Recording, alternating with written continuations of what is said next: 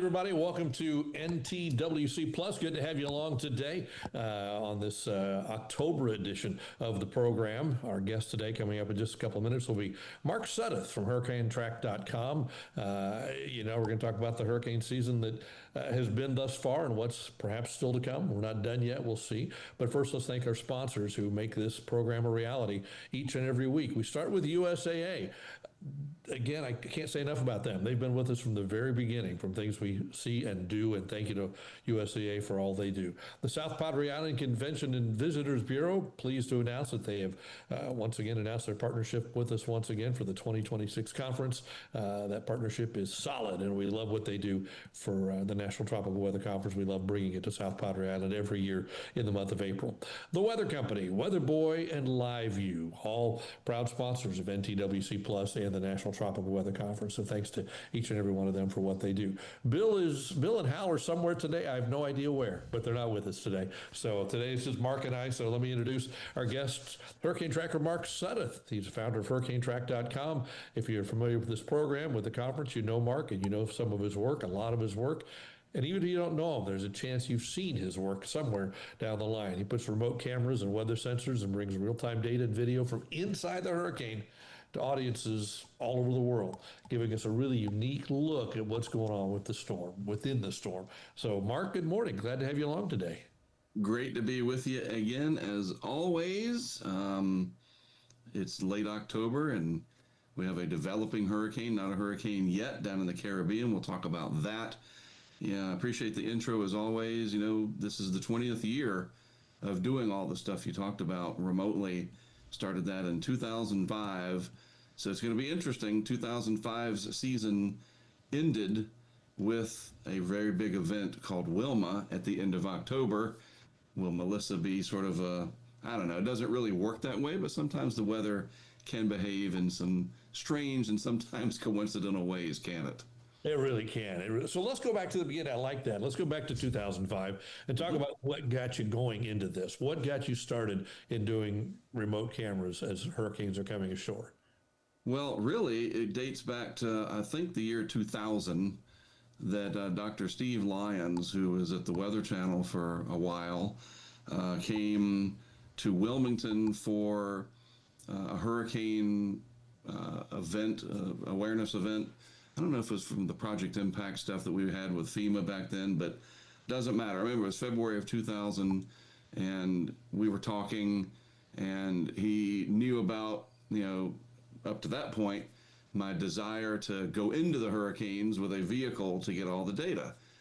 This is very early in my career still, if you think about it. I mean, that's 2000, is 25 years ago. That's crazy to think about.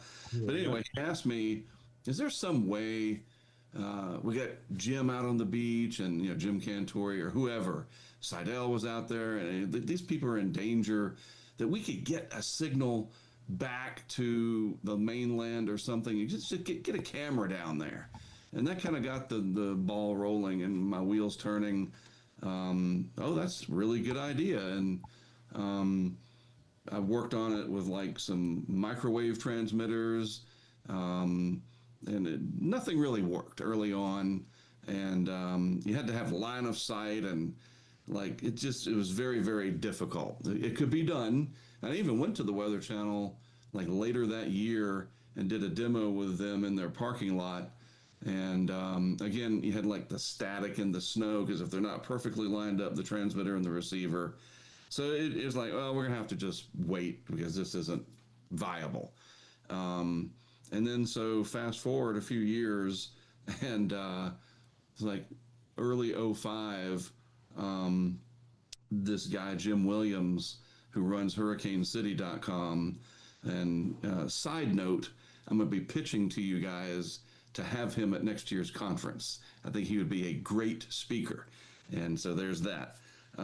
He's one of the first that got on the internet with awareness and tracking and sort of live coverage of what everybody else is doing. It's just really neat to see his stuff. Anyway, he knew about me and what I was trying to do, and knew a guy, and this is so weird. He knew a guy named Ross that was driving around South Florida doing computer repair but he would stream live as he drove from point A to point B from his car using a laptop, a camera, a little Firewire cable, and a Sprint Air card. And that was the key here. And so Jim told me about this. He's like, Mark, you got to do this. He called me while I was on vacation, actually, with my family, and he was really excited about it. And it turns out it wasn't so much he wanted to help me. He knew that I was going to these hurricanes, and he knew he needed some good stuff, these cams on his live coverage. So he wanted me to be able to develop cameras to help his live coverage. It was like a help me, help you, help me thing. I later learned that. But yeah, I was like, all right, we'll give it a shot. I looked at it and figured out how to do it using Windows Media Encoder. Alex, the producer there, Windows Media Encoder, right? I mean, Yep. Does that even exist anymore? Probably not. I don't know. But we did. We used Windows Media Encoder, and you could take a camera, feed it into the computer. That's the source. Windows Media Encoder would turn it into Windows Media Video, and then you would have to either have somebody go to a URL with that Windows Media Encoder, code or whatever, the link, and it always ended in colon something, 4 digits, 80, 83 or whatever. And so, all right, it would work for one person that could hit my computer. Fine. Well, how do we get it out to the world? And we solved all these problems, to make a very long story shorter. And by the spring of 2005, we were able to stream from my vehicle, the Chevy Tahoe, and we used a company out of Washington State or somewhere called PlayStream as the CDN, Content Delivery Network. And we had to pay for the data we used, and it would be pretty expensive. And it was in viewer hours or something like that. And anyway, I was like, all right, well, if we can do it from the vehicle, we should be able to shrink this down and do it from a box, big Pelican case. So we got on that. I talked to several people that I knew, mostly on the internet, and which can be a dangerous thing and a good thing, right? And just solved problems, figured things out, and came to be that we needed a big battery to power a laptop. Like if we're going to replicate what we're doing in the Tahoe, how do you do it? You're going to need a big battery, an inverter, a laptop, a camera, and because in the vehicle I was using a Sony video camera. So I researched it all. I found this little bullet cam that would feed in through a BNC connector. You had to convert it to RCA and then get that into a digitizer and then get all that into the computer. We figured it all out by July. And I built 3 of these boxes. They were really big, very heavy. Lowe's helped me to fund it because they were still one of my partners back then. Sprint was a big partner as well. And they donated the air cards.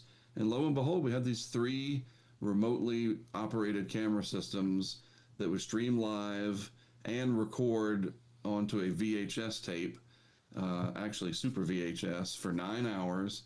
And we were ready. And the very first test was Hurricane Dennis in July 8th or 9th, whatever it was. And things worked pretty good. And Jim Williams got his live cams from me on his show. We did it like what do you call it? It was a soft open or whatever. Like we didn't do it publicly. Through Jim's site we did, but it wasn't on Hurricane Track yet. So I wanted to make sure it worked. I wasn't going to announce to the world that we have this revolutionary new thing and it doesn't work. Because even back in 2005, a lot of people are paying attention. If you crash, you don't want people, you're a loser and it doesn't work, whatever, right? Right. So we tested it. It worked pretty well. Jim was happy, and so we waited, and sure enough, by the end of August, we had Katrina. I was like, yep, we'll go full in on this. We also knew the season was going to be much bigger than we originally thought. And so I created a new website to host all this called Hurricane Live Net, like a live network. A guy built a interface for it that looks exactly like what I'm looking at right now. We had 4 panels of cameras. And CNN actually had something like that too, called CNN Pipeline, ironically, the same exact year. So my vehicle cam would be the upper left corner, and then the 3 remote cams would be the other parts of the quad. And so I went out for Katrina down in Florida, worked with my friend Mike Watkins, and he was at the conference the first year you guys had it at South Padre, by the way. hurricane analytics, Mike Watkins. And then we followed, of course, to Mississippi, and we set up the 3 cams and lost everything in that massive surge. Stuff worked, sort of, like a lot of stories behind that. That's in a documentary I put on YouTube a long time ago. And ever since, it's just gotten better and better, mainly because the battery technology is now shrunk. So it's, yay big. Should have had one in here to show you. And the camera technology is better too. And we switched over to Verizon just because it was proving to be better. Sorry, Sprint. And now, of course, we can do it over Starlink, which is like, wow. So we can literally show you what is happening in the worst weather on the planet in any conditions, except hail. Starlink doesn't work in hail. And I don't think that's even something that Elon can figure out, because it's physics is physics. So there you go. Started 20 years ago with a prompt from, and a different kind of prompt. Now prompt means you're trying to create an AI something, but it was a prompt from Steve Lyons. How do we get video back to keep our on-camera meteorologists safe on the beach? Well, now we have our answer. Did you imagine, 20 years ago, 25 years ago, that it would get to the point, the miniaturization of things and the satellite capability, that you'd be able to do what you're doing now? Yeah, you think about it, but it's hard to imagine that it only took 25 years. It seemed like something that could be, I don't know, maybe 50 years away, especially the satellite part. Yeah. And what's funny is we had a webcam going with just an image being uploaded all the way back in 2001, when we were using, because I was using Sprint starting that year. That was the first year I used my Sprint card. Actually, it was a phone. We used a phone as the modem. It was a Sanyo bar phone over Sprint 3G, and you tethered it to your laptop, and we were able to get an image out every 5 minutes and download the Hurricane Center text page, and then I could upload a couple things every now and then to my website because it's mostly just text. And so the little preview on my laptop in the Tahoe of the webcam software, that's live, and then you program it to FTP an image every X amount of time. Well, the live image is running live, and I remember Jesse Bass, my longtime friend and colleague, we were watching that, driving down the road, and we're like, man, wouldn't that be cool if one day this is what people saw, not just an image every 5 minutes? Yeah, that's probably going to be 10 years away. This is 2001, and it was just 4 years later. Like, stuff got better and better with mobile broadband, and that really has changed the game. And now, so many storm chasers literally make a living because they're able to stream live. You have people that have 500,000, 1 million subscribers on YouTube because they're feeding this live content. And I don't want to, again, this is not going to be in the Smithsonian, but we started it. I started that. Like, that's, again, there's not t-shirts for sale somewhere. You're not going to read about it in a history book, but it began with our project in 2005. What we now know today is all this live streaming weather over broadband. We've had sat trucks and microwave, whatever. I'm talking about over broadband. I'm the guy that brought it to the world, and I had a lot of help though, which makes a big difference. That's pretty remarkable. So what do you think as you look ahead the next 25 years? God willing, we're, I don't know if we'll still be having these conversations 25 years from now, but if we've exceeded expectations over the last 25 years, right? What do you see as likely, and what do you see as possible? What's your dream? Well, I know with Starlink and what SpaceX is doing with faster and faster throughput and different satellites that they're putting up, that is really, really remarkable. And I think that opens up, without getting into some proprietary ideas I've got, some possibilities of just never having to worry about connectivity again, because in hurricanes, at least, on rare occasions, you get graupel and some small hail in the eye wall. We've seen recon reports of that. But we've run these Starlinks in hurricanes, and they do okay. And I only need a couple megabits per second. I don't need, we're not playing Grand Theft Auto, whatever. I don't know a lot of gaming terminology with like where latency is an issue and I need 10 megabits. I only need a little bit just to get one signal out. And sometimes that's all you need.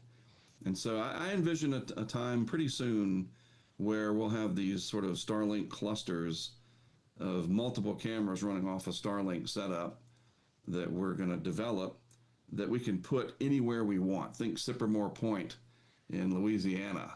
And I know Rob Perillo would, oh yeah, like that is remote. The signal down there stinks from the terrestrial networks. Grand Isle, the Florida Keys, you get another massive hurricane coming through there, and I'm not going to be there for that. That's what the cameras are for. So we could set something up. And Irma took out the terrestrial network down there. Our cameras failed in 2017 because big transmission lines went down, the whole backbone went down. Well, the good thing is these signals, and I don't know how it works, but people at SpaceX do, and it does work. So I think we could do more with that. And then more with potential remote monitoring. It's got to get around like lithium battery problems because they tend to explode once you get to a certain temperature. But I'd like to do more in the desert Southwest, monitoring monsoon stuff with cameras remotely, like the USGS does with some of their flood cameras. But those are usually images, or they're not trying to besmirch the USGS, but sometimes those images are terrible. And but I mean, they're doing a good job. They send them on mountains to look at like volcanoes, and California has those fire cams. I would like to have something that's like high definition video using Starlink to monitor, especially remote areas of Arizona during monsoon season, so we can see flash floods coming. Stuff like that. It's all possible now. If I don't do it, somebody else will. And that's great because the more we can see and learn about the weather, the better.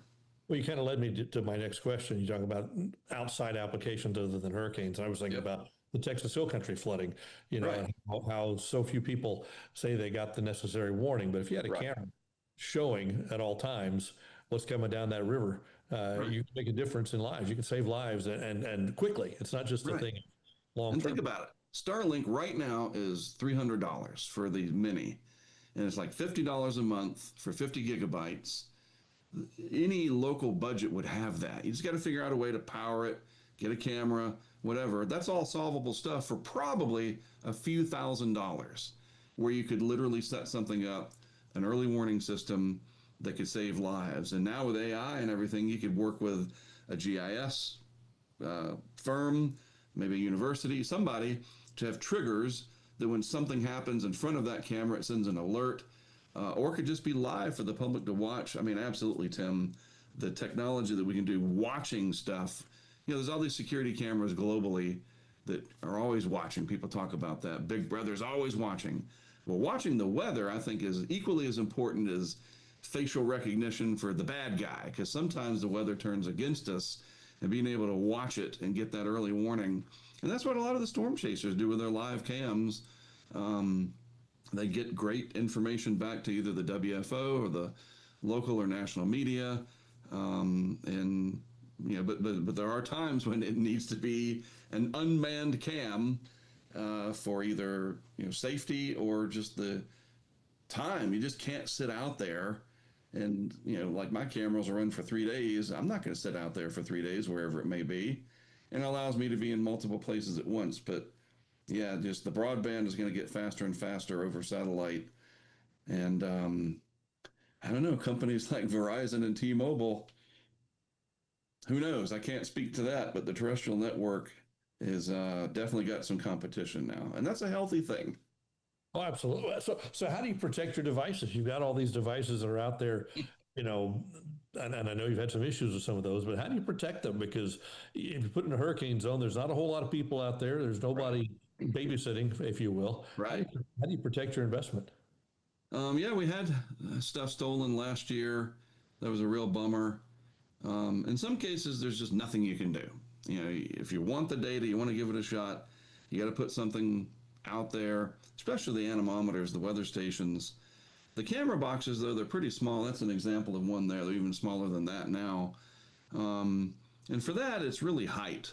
Put it up high enough with a ladder that somebody's going to have an equally tall ladder in order to snatch it. You can put air tags in them, but there's only so many places you can hide them. And as with everything, there's a good side, there's a few bad apples, whatever, somebody's always going to be trying to ruin the show, so to speak. And so we don't worry too much about that. But the interesting thing is, the more severe the hurricane is, the less likely it is that someone's going to be out there to steal the stuff. And so, like, big nor'easters, coastal storms, something where all the population is there, that gets a little bit more difficult. Because you put these cameras up, and even how we secure them, if somebody wants it bad enough, they're going to figure out a way to take it. That's just the way it is. But we have a lot of them, and maybe we can put some dummy cams up. They think they got the one that's running, and that might be like an old box that we decommissioned, but the real one is over there. And like in Jurassic Park, when he goes, "The raptors get you," he didn't even know we're there, or whatever he said. You camouflage the real Yeah. one. Put something really bright with, or Right. or put a big sign that says "Danger, High Voltage, Do Not Sure. Touch." I Fear. thought about funny things like covering all of them in Vaseline or just something nasty, like kind of goo. Or get Mark Rober, is that the guy's name that developed the glitter bombs? You get my box, but you open it and boom, it's like an ink bomb in a bank bag when you steal money from the bank. And then it's live. We'll see it happen when, looks like Charlie there is the victim this time for stealing our box. Thanks for playing. Well, stealing a camera is always a little bit tricky. That's always an issue. Right. There's always- Well, look, to be honest, our stuff that was stolen last year, because I was just naive to think that, the public will leave it alone. And for 20 years, 19 years, they did. That's a pretty good track record. I didn't lock anything because I figured who's going to stop on a bridge on the interstate or Highway 90, as it were, in Louisiana and actually mess with this stuff. People are going by at 70 miles an hour, Well, obviously somebody did, and all they did is went around and opened the camera box because I didn't lock it because, again, I was too trusting of our fellow man. And somehow they knew what they were doing because they were able to unplug the camera. It's very simple. And so we were blind at that point, and then they just took everything, unscrewed it from these little devices that we have to clamp them to the jersey wall, and off they went. And I go, well, Wow. today I still hope maybe somebody's using that anemometer for some good somewhere. Always the optimist. I try to be. Good to hold out hope. I like that. And you're listening because I remember you talking about, you can talk about this a little bit about how once when you thought one was stolen, it actually vibrated itself off the bridge. Talk about that. We've had that. Oh yeah, weird things with that was during Hurricane Ida. We learned a lot about physics there and vibration that the anemometer actually generates at a certain revolutions on the propeller. It's actually an impeller. And it's like kind of like a sound wave at a certain frequency. We didn't get a lot deep into the weeds on it because that's not my realm, if you will. But we did. We lost two weather stations. We saw them both like tip over and fall off of bridges. One was the Hale Boggs Bridge coming into New Orleans, I guess, and the other one was in Homa. And we had cameras looking at them from about 10 feet away, and both of them disappeared. Now, when they were gone, we thought somebody stole them, but then I went back and looked at everything and realized, well, it looks like they unscrew and just tip over and the wind blew them off. Well, when we looked at it in time lapse, like really sped it up, you could see the T-screws turning, and it looked like a ghost was literally unscrewing these T-screws. It was bizarre. So I did like most people would do that don't know physics, and I don't know everything. I made a video about it, put it on YouTube, and the consensus was, once you filtered out all the, crazies, was that it's very similar to like why airplanes are bolted together the way they are, because the vibrations that are going on, or big trucks, whatever, the way the screws are, because vibration is not just shaking. Like you think of like a train going by and you get all the shaking in the that's not the same thing. This is more like a harmonic resonance or something, like a note being played over a loudspeaker at a certain frequency that it makes the water move, like again in Jurassic Park, sort of. That was more of the boom. But you get my point. It was different physics. And oh, wow, that's amazing. All right. So it's generating a harmonic frequency that's going down the shaft of the mast into the steel clamp thing, and it's just gradually unscrewing the screws. So then we got a bunch of ideas of how to fix it, from very complicated to, and you know, this guy, Brent, our guy from the Virgin Islands, why don't you just drill some holes in the T-screws and then put a zip tie between them, and that'll keep them from opposing each other. $3. That's what we do. All the T-screws have holes on the handles, and once you've tightened it all the way, you put a zip tie in there, tighten it, and then if they start to try to turn, they can't. It's like simple. Solve that problem. But yeah, that was $6,000 worth of equipment. One of them fell into the Intracoastal Waterway or whatever it was in Homa, and then the other one fell into the marsh off the Hale Boggs Bridge there, and got the anemometer, the Raspberry Pi, all the important stuff. Everything else we had to trash because it was broken. Sent the anemometer off to RM Young up in Michigan, and they fixed it, and it's back in action. I love it. Yeah, and we solved the problem. It was really, look, failures, and Elon knows this very well. Failure is sometimes fun. I'm going to be honest about it, because you get to solve a problem. You don't want to fail like on purpose and become a clown show, right? But when something happens that's unexpected, let me put it another way, when nothing happens unexpected, it becomes boring. And that's the beautiful thing about science, is there will always be surprises. And I think that's neat. It really is, because you get to be challenged to overcome that. And look at what SpaceX, NASA over the generations have done. Sent people to the moon, and now there's spacecraft beyond the solar system because somebody figured out how to solve problems.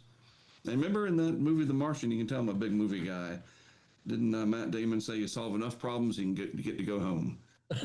There you go. There you go. And you're becoming smarter in areas you never thought you'd be so smart in over the last 20 And that's years. the other part. We start learning from other people too. And the conference, we talk about this at the NTWC in the breakout room, or the break room, whatever, the hospitality suite, Yes. or dinners or whatever. You start learning stuff because people know these stories, and they might have something to contribute, or they had something similar.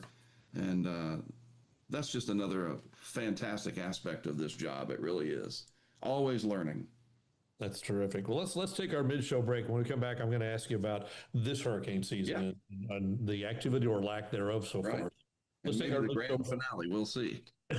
Exactly. No Wilma. No Wilma. Right. Let's talk about our sponsors very quickly once again, who make the show a possibility week in and week out. USAA, the South Padre Island Convention and Visitors Bureau. That's where I am today. Not at the CVB, but on South Padre Island. The Weather Company, Weather Boy, and Live View. Talk just a moment about Weather Boy. They provide trips for college students to come to the conference. They take care of everything, their airfare, their conference registration, their hotel. It's a contest. If you're a meteorology student enrolled somewhere in the continental U.S. or Hawaii, you can enter the contest, which details will be coming out a little bit later on. But Weather Boy will pay your way to come and sit across the table from Mark Sudduth, sit across the table from Jamie Rome, across the table from Phil Klotzbach, any of these folks, Josh Morgerman, Jim Cantori, anybody who's here, you get to sit across the table from them and have a conversation about this or whatever aspect of the industry is what's fascinating to you. So we encourage you, and we thank Weather Boy for that, because it's a terrific addition to the conference. So thank you for that. And again, thanks to South Padre Island, the Convention and Visitors Bureau, just a few minutes ago inked the new partnership for this year. So we appreciate all they do for us as well. Normally we would do the GeoTrek update here, but Hal's not here. So the GeoTrek update is, hey, you should check out the GeoTrek podcast. It's really cool. And Bill would do a tropical update. So let's talk about what's going on in the tropics today. I don't have anything prepared because I literally sat down at the computer 2 minutes before we started here. But let's talk about what's going on today with Melissa out there. Of course, we're recording on October the 22nd, just for reference, Wednesday morning. We're late in the season. That doesn't mean we're done. Things have happened, mid-October into November before. The superstorm Sandy was around Halloween back in, what year was that? I forget what year that was. 2012. Thank you, thank you. So, yeah, you're looking, you were showing earlier the model tracks and stuff for this storm. Let's talk about this a little bit. It's late in the year, but things can still happen. Yeah, I'm gonna share my screen. I'll try to fill Big Bill's big shoes and do a little tropical update for you. So there's Melissa, tropical storm down in the Caribbean, slowly getting its act together. The biggest problem right now, of course, is going to be rain. That old four-letter word, rain, very, very impactful as the first problem. Later on, though, I think this is going to very likely develop into a major hurricane. And in fact, National Hurricane Center does have that. Let me pull their map up in the forecast over the next few days. You can see that M right there. Forecast to be a major hurricane at the end of the 5-day period. And notice it's turning and should be south of Jamaica and actually is going to lose some latitude there, maybe a west-southwest movement into some of the highest oceanic heat content in the world. That is true. I mean, it is really incredible how much energy is down there. Mark, what's the distance from the first point where it is today to where that M is? What do you think? What's that distance? Well, let's see. So between 75 and 80, let's because it's almost 5 degrees of longitude, and that's about 60 miles, about 300 miles. Not very far over 5 days. Not at all. That's why it's a circle instead of a cone. Yeah. It's the circle of uncertainty, right? Yes, exactly. So tropical storm watch up for Jamaica for now. But the interesting thing, I want to look at this is off of Dr. Cowan's site, the Tropical Tidbits. The HCCA, that's the consensus model, the corrected consensus, and it does a really good job. It sometimes even beats the Hurricane Center forecast. And notice what HCCA is doing here. It's the orangish color, yellowish orange, very close, just within miles, just to the west of Grand Cayman. And that could be concerning for them, of course. But yeah, the idea that it's going to hook right into Hispaniola looks less and less likely. So this is going to hang out in the Caribbean. It's going to generate a lot of ACE and a lot of concern, I think, for our friends in Jamaica, the Cayman Islands, and eventually Cuba. And maybe, just maybe, let me just back this out to get the context. Our good friend Ben Knoll, I mean, this is true. People along the eastern seaboard should keep an eye on Melissa. That's not hype or fear mongering. It's hurricane season. Of course, you should keep an eye on it. That doesn't mean you should worry about it or fret over it. But yeah, watch it. Stay on top of it. And he says all the direct impacts are currently unlikely. The longer the storm lingers in the Caribbean, the more unusual its journey north next week may be, as it could interact with another system. This big, deep trough is going to dig in, and you see some of these Euro ensemble members. They resemble something from a long time ago, right? It is not out of, there's a non-zero chance this could happen. But long way down the road, something we will all be watching as each iteration of the models comes out. Look at that oceanic heat content, extreme. Maps are great. I'm a geographer by degree. Boy, you can't convey stuff any better, I think, than with maps. And when you're talking weather, right? You guys know you're in the business. Uh-huh. So, yep. That's the tropics. It's basically Melissa, and will it be a big exclamation point that everybody remembers the season because of Melissa, or not? It's going to be in the Caribbean. It is in the Caribbean. It's like a bull in a china shop, as they say. Somebody's going to get hit. It's just, is the U.S. going to be? I know most of the interests are obviously in the U.S., but our friends in Jamaica, Cuba, the Bahamas, and maybe the Cayman Islands, and I'll be watching that. I'm sure Mr. Morgerman is as well from his hurricane fortress in Bay St. Louis. With an airplane ticket ready to go somewhere. Ready to go, right. Doesn't know where. It's amazing. The rain down in that area is going to be. It is. That's very dangerous and problematic. Jamaica is not flat. It's mountainous, and same thing for Haiti, the Haitian Peninsula, infamous for very bad things happening. Cayman Islands, you don't call them the Caymans, by the way. I almost did it. I learned from my friend down there. It's the Cayman Islands. They don't like it when you call them the Caymans. Anyway, the Cayman Islands are generally flat, but they can get a lot of rain too, especially how slow this is going to be moving. Really, let's go back to that word impacts. Barry, some of the DNA of Barry impacted because there was another feature that came in, like a Vortmax or something. But Barry's remnants and that moisture, all that energy, helped to fuel that tragedy early in the season in the hill country in Kerrville. And so rain, rain, rain. And we just, so many people forget that. It's right up there with storm surge. In fact, rain and it's the deadly effects of rain and the property damage typically are more than what we're seeing with storm surge, depending on the year. And certainly it's been that way this year, just with the remnants of Barry there and all those lives lost tragically in Texas. Do you deploy internationally at all? Have you ever deployed? I've done that. Yeah. Bermuda has been the visited the most. My friend Howard there, when he sees this, he despises hurricanes. I'm like, sorry, you should move to San Diego. Then he'd be all set. Well, Hillary was out there in 23. That was close. Yeah, and Bermuda's actually had a lot of hurricane direct hits in the last several years. More like the frequency is really starting to shrink, much to Howard's chagrin, believe me. But anyway, I've been to Bermuda a couple times, took Starlink out there last year, and streaming video live driving in Howard's car. He was taking us around live streaming in a hurricane, Ernesto, in Bermuda over Starlink. And then I went to Mexico for Hurricane Pamela in 2021, and that was unique. Brent went with me, my good friend Brent from the VI, and we talked to the police there in Mazatlan, and they allowed me to put a camera on a light pole looking straight down whatever this boulevard was near our hotel. And Pamela came in and the road flooded, and we were streaming live over their version of Verizon. You get this international plan, whatever. And Taco Bell. Very first time I was able to stream live from Mexico. Say it's called Taco Bell. That's the right. thing. Yeah. There you go. So let's talk about this season a little bit. We're talking about what's going on right now, but forecast to be a busy season, and Phil was on last week to talk about that a little bit. But you probably haven't deployed much this year, have you? So this is the longest I've ever gone, 10 years since the last time we didn't deploy for a hurricane, like a landfall. Went out to the Outer Banks for Erin back in August, and that was impactful. Big waves all up and down the East Coast. And remember, it is about the impacts. And so that's definitely what I have focused on throughout my career.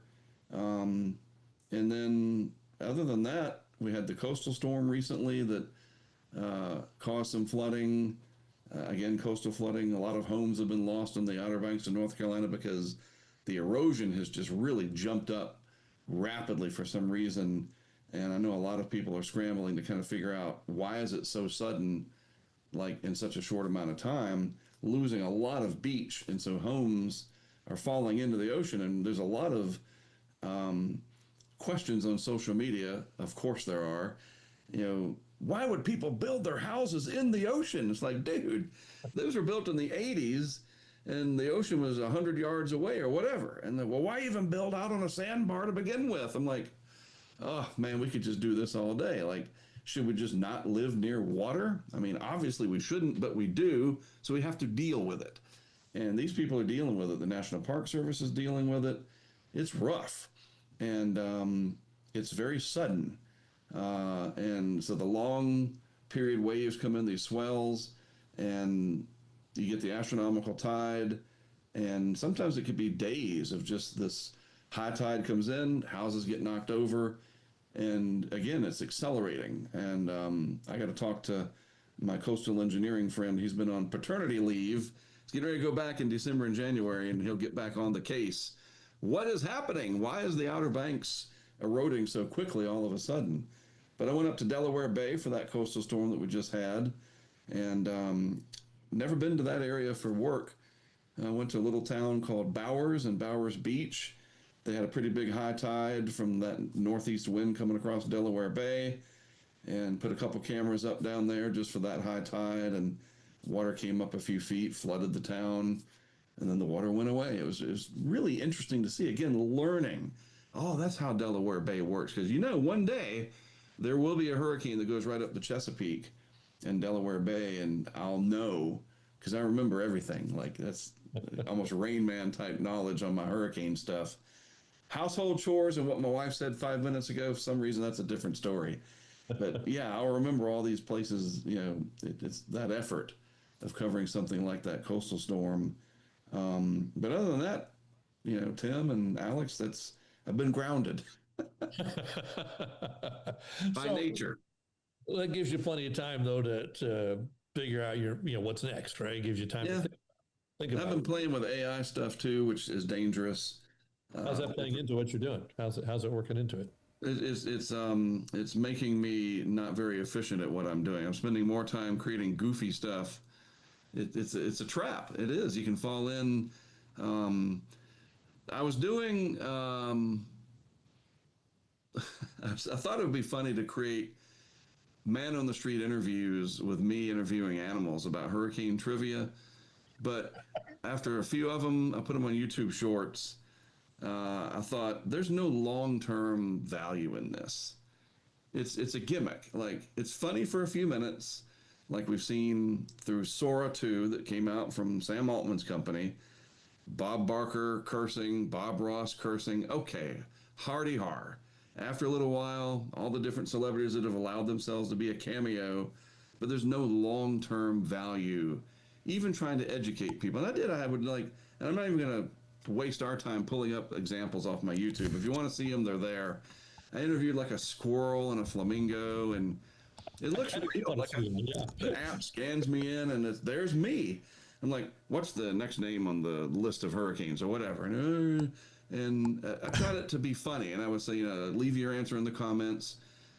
Like maybe it's a good way to engage a younger generation. But then I thought really quickly, this is kind of stupid. Like, just go out on the street in Wilmington if you really want to do this, and not ask a real squirrel, but ask Bob or somebody. You could try. Right? Like, yeah, really. Hey, then people will say, I think Mark has lost it and he needs to be committed involuntarily.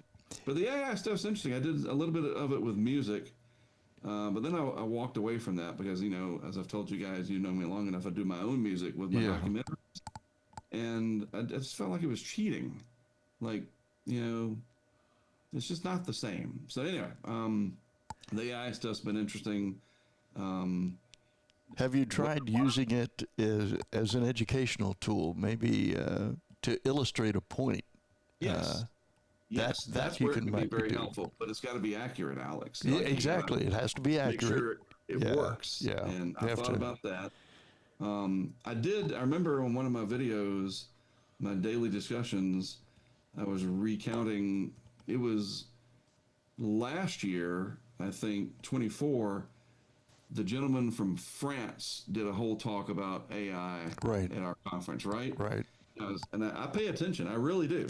But I was like, I wish I had paid even more attention. Like, I wish I had wrote everything down he said, because it was still so new that it did go over, like, and I thought, AI and hurricane. I asked him, I thought AI was based on like vast amounts of data, large language models, whatever. Right.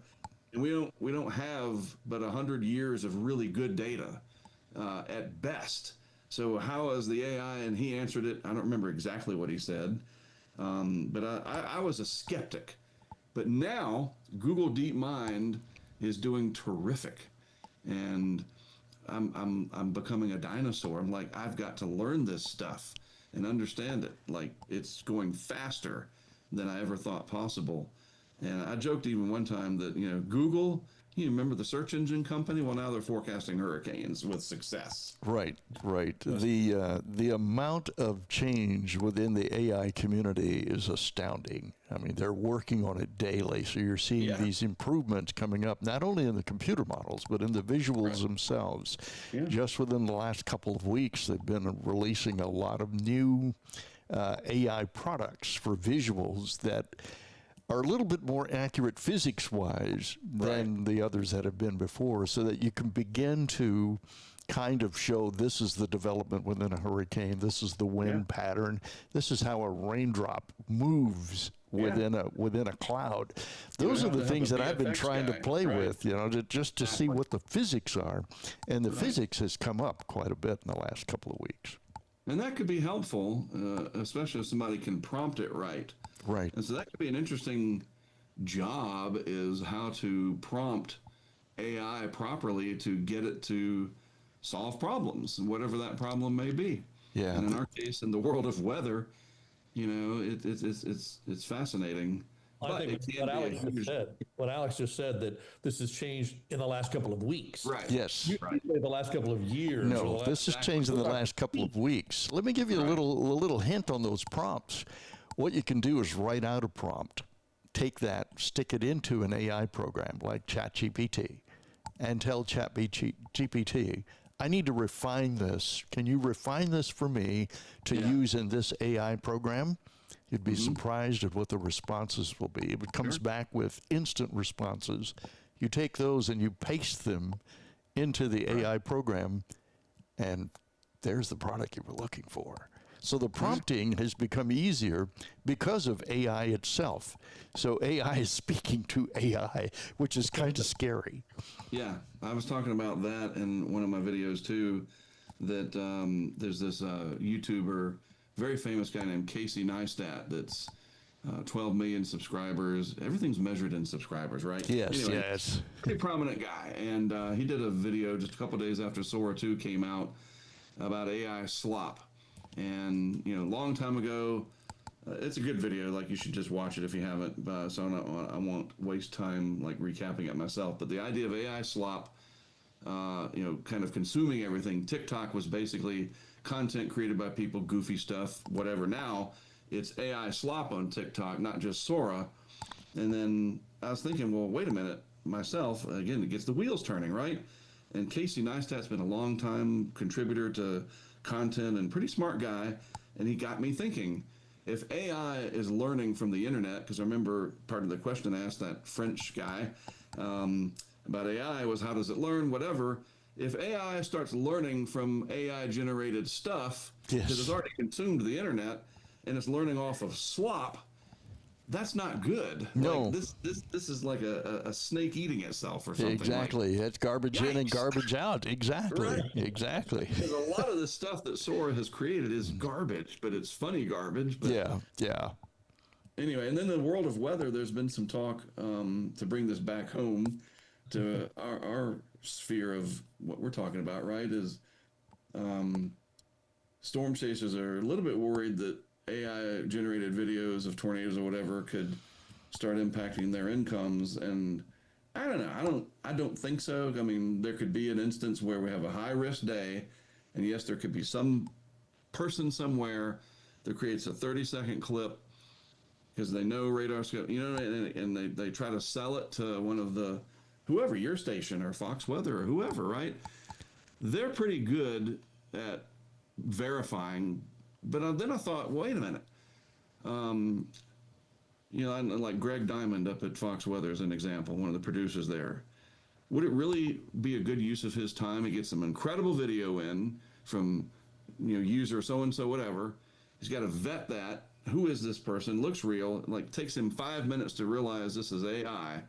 That's 5 minutes of not being productive. That is correct. Like, that's going to be the problem. Yes. It's trying to put out these fires that AI is starting in the weather community with fake pictures. Oh, the Alaska thing. Here's another great way to bring it right home. There was a picture posted of flooding in Alaska that didn't exist. The flooding existed, but the picture is AI generated. And it was like millions of views. Now, it got a lot of attention for Alaska. Right. But the right thing for the wrong reason. That's exactly right. And I think that's the bigger problem. It's not so much feeding it to the networks or the television station. The bigger problem is they're putting it out there for clicks and monetizing it.